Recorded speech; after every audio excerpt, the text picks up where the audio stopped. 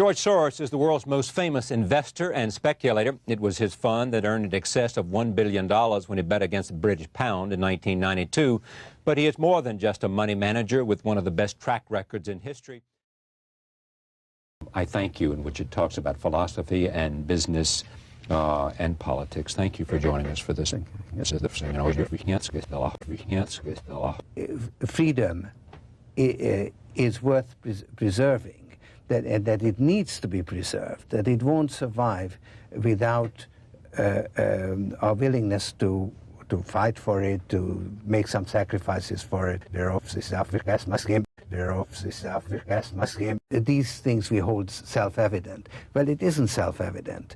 We somehow have to come to this conclusion. You see, that these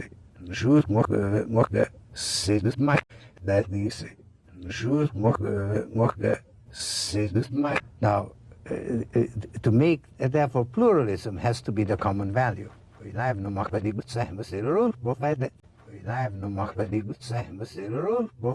Asian values are different from American values.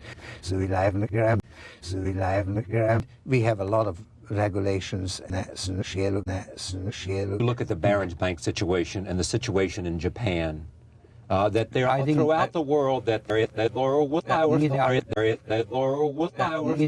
trend following behavior by the people who have sold the options.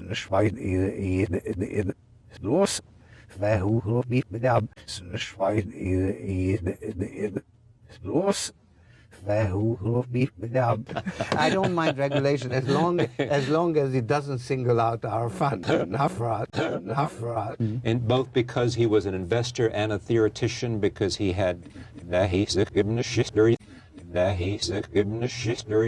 looking at a series of forces that you think, is this all for serious? Is this all for serious? We are doing the right thing as much as one can from the outside. When asked, is your opinion also that we ought to push forward with NATO expansion? But are you with us on it? But are